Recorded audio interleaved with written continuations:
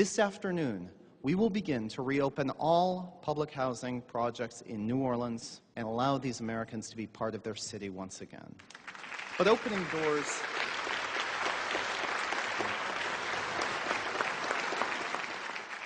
doors won't be enough. As you know, the main reason New Orleans was so vulnerable to Katrina was the destruction of the wetlands. I am very, very, very pleased to announce that Exxon and Shell have agreed to finance wetlands rebuilding from part of the $60 billion in profits this year.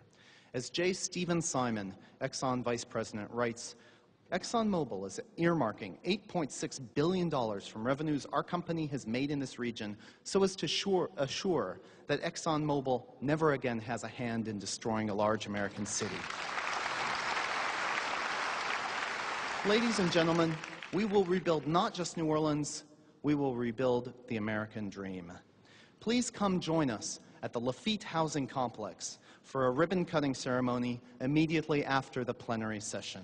This is what we're all here for, so let's make it happen. Let's bring New Orleans back.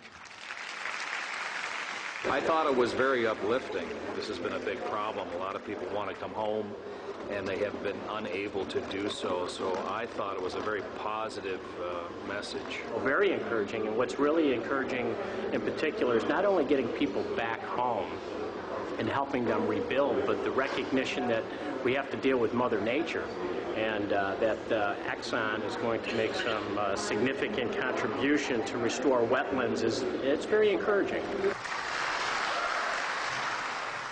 This was encouraging.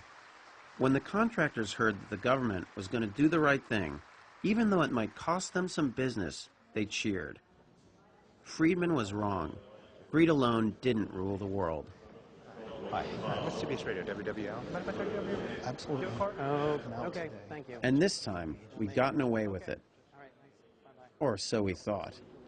The city and the state both say they've not heard anything about this. This announcement comes as a surprise to the governor's office and the mayor's office.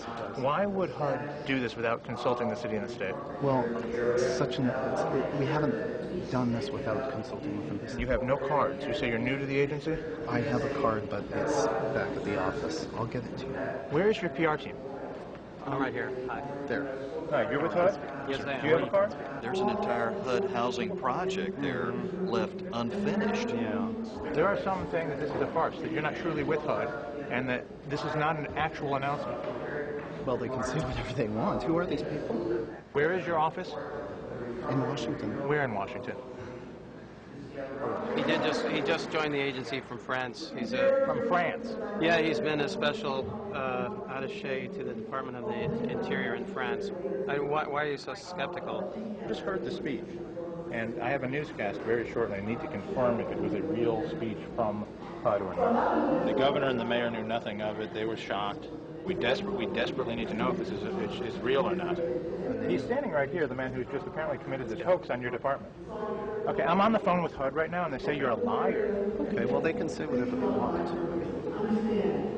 I'm sorry? They can say whatever they'd like. They can say whatever they'd like, but you work for them, don't you, as a deputy secretary? That's right. Now that you've been discovered, do you want to explain to me why you did it? I mean, if you're trying to make a point, why don't you come over here and tell me why you did this? All right? All right, man. I'll call you in a few minutes. But it is a hoax, a massive hoax perpetrated today. You just pulled off a heck of a hoax. Thank you. I mean, I would say that, you know, HUD is pulling off a hoax by pretending that tearing down affordable housing is what's going to solve it. I mean, that's what they've been doing until now.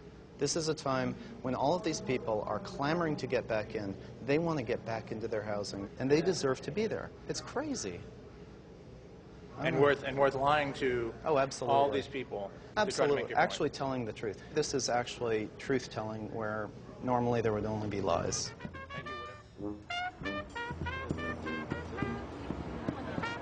How difficult would it be to remediate what you see here today and make it inhabitable, say, next week? Just take off the covers here. Yeah, that's a good start, yeah. Absolutely. Finally, we will be reopening public housing for the residents, for the workforce that's going to move back in and again rebuild New Orleans. Sick, twisted, cruel. Those are all words used to describe the prank on Louisiana officials and about 1,000 contractors in New Orleans today. I'm Deputy Assistant Secretary of the assistant, essentially, of Secretary Alphonso Jackson. Rene Oswin can't get his title right or his relationship to HUD Secretary Alphonso Jackson. After taking the mayor for a ride, these contractors followed him to a makeshift ribbon cutting at the Lafitte Housing Project. Mr. Oswin, you're not even on the directory of HUD. You're not even listed. You don't even have a phone number. It's come to that, has it? It's come to that. Well, thanks for being the one to break the news. Hano, the Housing Authority of New Orleans, says this is simply a cruel, cruel joke, trying to give people some kind of fake hope that they were going to be able to move back. It is terribly sad that someone would perpetuate such a cruel hoax and play on the fears and anxieties of families who are desperate to return to their homes. We just had it confirmed from HUD that he's not actually an employee of HUD. This is all a big hoax, this whole ceremony here, this whole press conference. But I guess it's just to call their hand. It's just to call their hand. I respect this host, because maybe it'll take a host like this to bring them out here to see what we going through. So it's a host with it be, a host is what we got. And I ain't mad. I'm going to eat me some barbecue. And I think what you guys exposed is the fact that HUD could do these great things if they wanted to. Secondly, you got the attention of the residents, so now they're going to begin to ask, well, why aren't you doing these things? And number three, you're creating a controversy to feed off, to organize, and to build a struggle to the next level. So in my opinion, everything y'all did was excellent.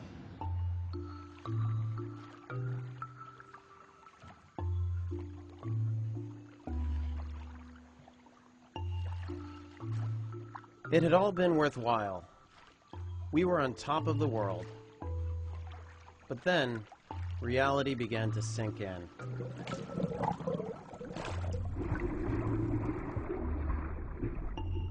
We'd made a splash, but we hadn't fixed the world. The free market was still destroying New Orleans.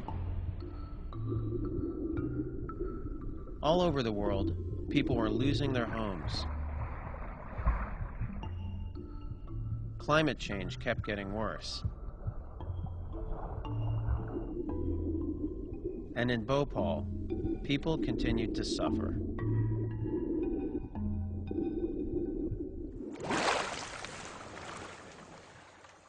We really did need to fix the world. But it was going to take more than two guys with cheap suits and fake websites. It would take millions of us.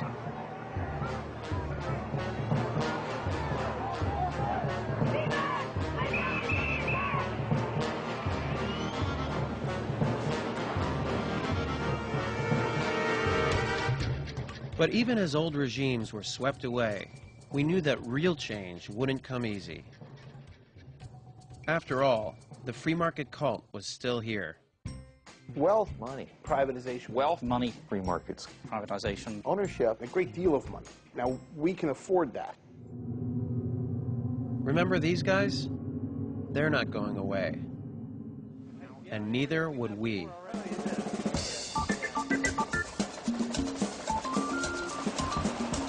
We needed a really ambitious plan, because all we ever read in the newspapers was how we needed to put everything back on track, back to how it was before it fell apart.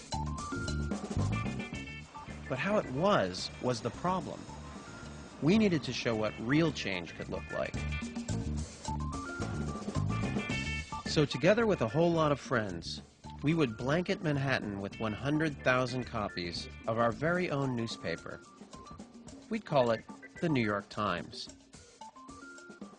Except our New York Times would be a little bit different.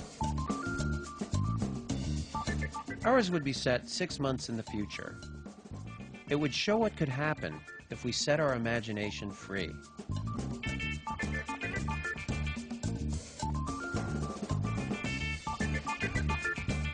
Things have gotten pretty bad, and I think it's hard for people to imagine the world working another way, so we're trying to, as realistically as possible, present this world as it could be. They just brought out the proof of the New York Times, and it looks unfucking believable. Really good.